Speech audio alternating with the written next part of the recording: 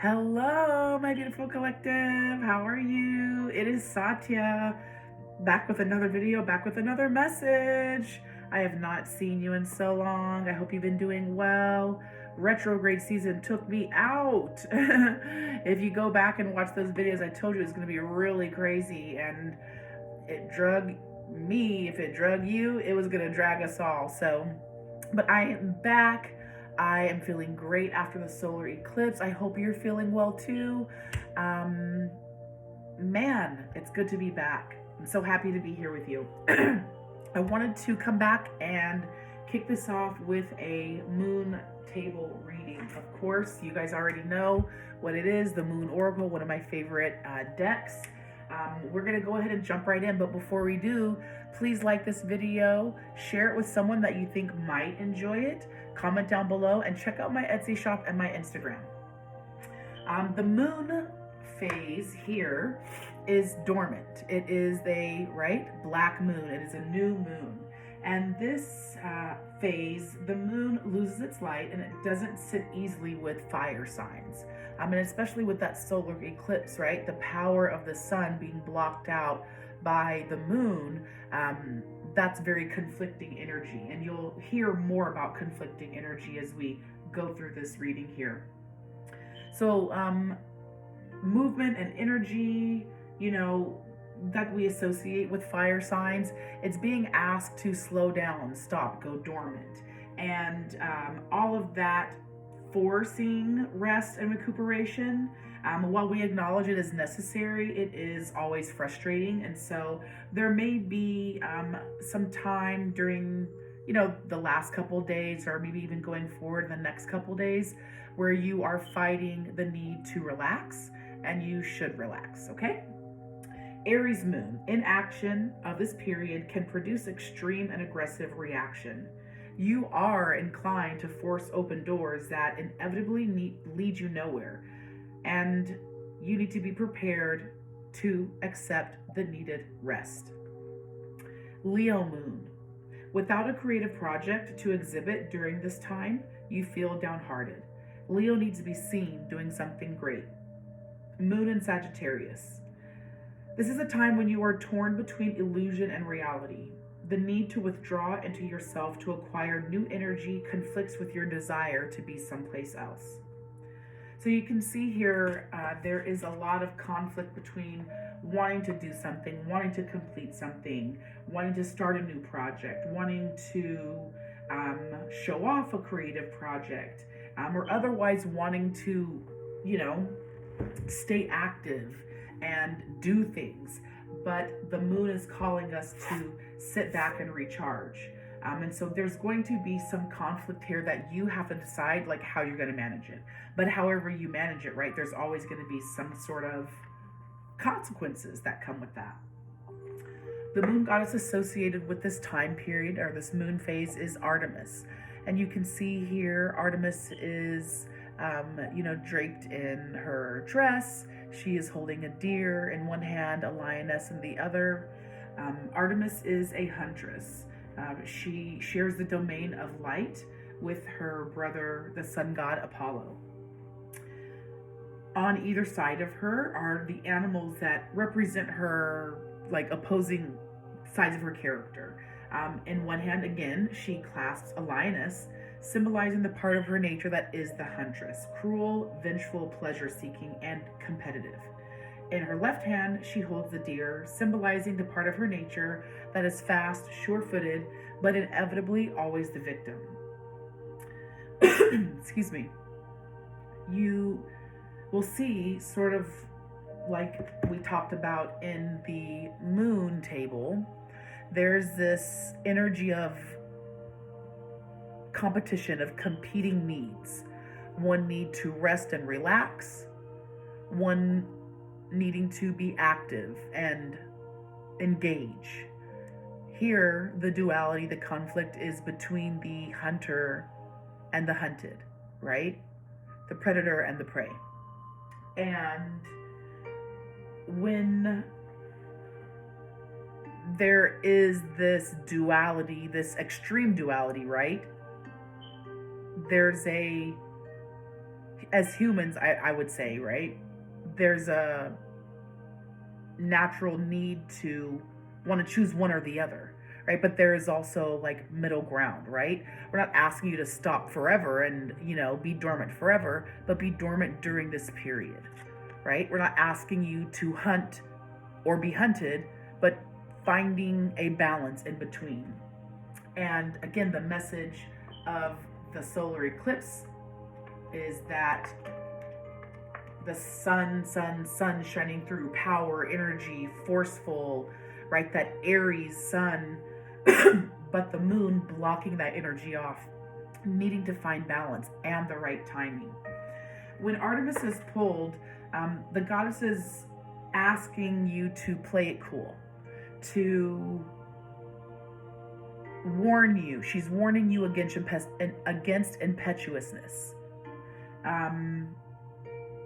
Warning that being too clever, being too quick to act can destroy the things that you're looking to attain, right? Sometimes we want something so much, and it's right there at our fingertips, and we have an opportunity to make some moves and get it.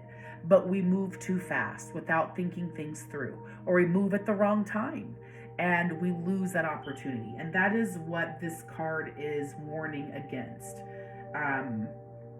There might be a temptation to be competitive, but don't engage in rash action. Don't draw your sword. Instead, take a cooler, more sophisticated approach to the matter in question. And ultimately know that, right, the nature of Aries here, right? She's a Aries goddess, is hot-blooded and impatient. The solar eclipse, right?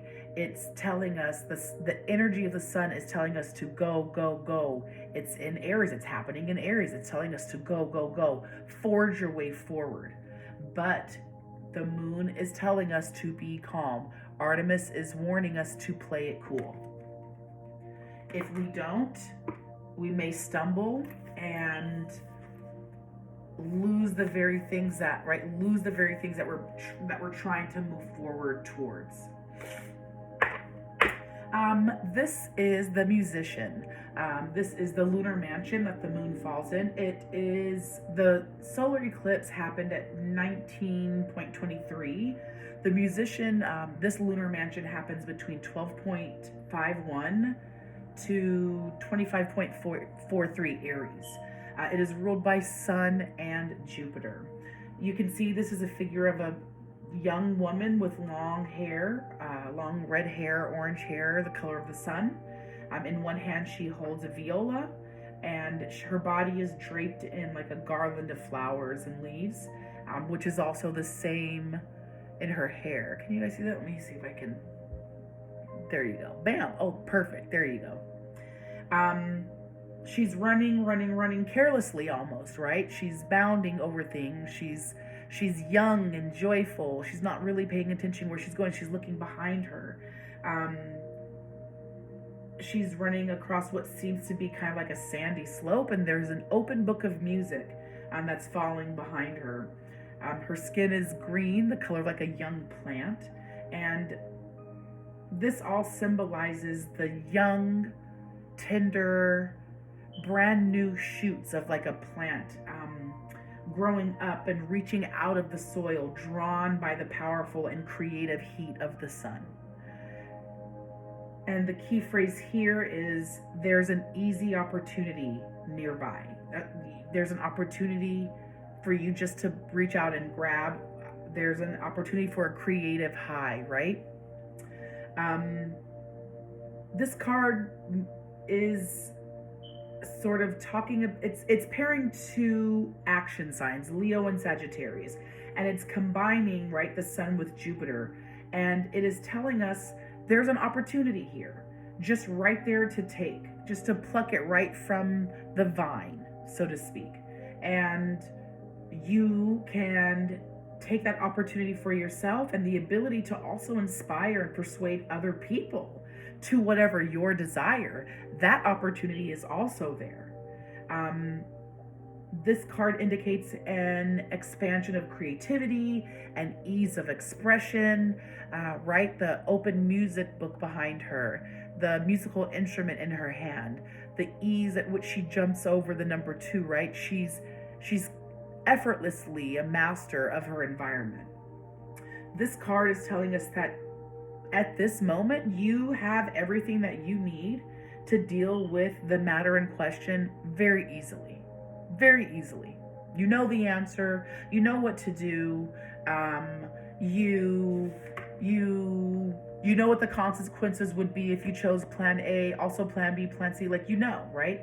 And you can make the choice very easily right now. The time right now might be ripe to make that choice. But Artemis is warning against moving too hastily. She's saying you may think you know the answer, but find the balance. Make sure it's balanced. Don't be the lion, don't be the deer. Don't be the predator, don't be the prey, right? Because during this time, during the solar eclipse energy, the sun in Aries, blocked by the energy of the moon, that's asking us to wait, to lie dormant, because we might make some bad choices. We might say some things that we regret. We might think that we have it all together and move forward with that right here, with that energy of Aries.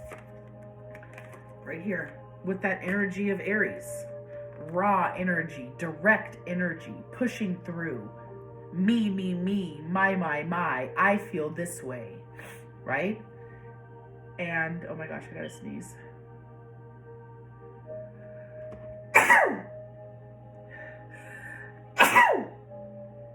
Oh, thank ya. With this type of energy, again, blocked by the moon, which is asking us to recharge. It's asking us to hold on, to be patient, because there might be another way of looking at it. There might be another way of expressing that, right?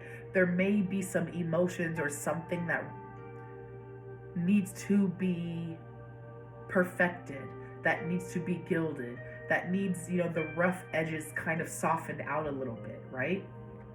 And so I think, again, that is echoed in this duality, the duality of the solar eclipse, of Aries wanting to push through but being blocked by the moon. For me, I know after the solar eclipse, I definitely felt that energy of needing to release. I definitely felt that energy. Let me see if I can find it here. Yes, the solar eclipse here. Release, right? There's this energy of coaxing out things, not just letting things go, right? And setting something down, like release. Oh, I'm releasing that. But no, but more of an energy of this thing being coaxed out of my hand. Little by little, it's being coaxed out of my hand until it's gone. There was definitely that energy of a release of a lot of things that I've needed to hold, that I've needed to let go of. That through retrograde season was kicking my ass. I don't know if it was the same for you, but that was definitely the energy here. I'm gonna put those two up there. Where is it? Solar eclipse and Aries. So I hope this was good for you. I hope this gave you, a little bit of background understanding and maybe some clarity on some things. But moving forward, especially after that surge of energy of the solar eclipse, make sure that in these next couple days, you're allowing yourself to, adapt, to kind of come down off of that, right? Off of that high, off of that energy, that burst of energy. And I'm going to, after this video, I'm going to do a tarot reading, a post-solar eclipse tarot reading, where we'll dive more into this needing to move but needing to wait type of, conflicting energy. But I hope this has been helpful. Definitely stay tuned for the second video. It was so good to see you and get out here on the YouTube streets again. Hope everything's been well for you. I hope that you've been able to harness the power of the solar eclipse and get closer and closer to your North Node. As always, I am wishing you peace, love, and blessings. I'll see you at the next one. Bye, Rhonda.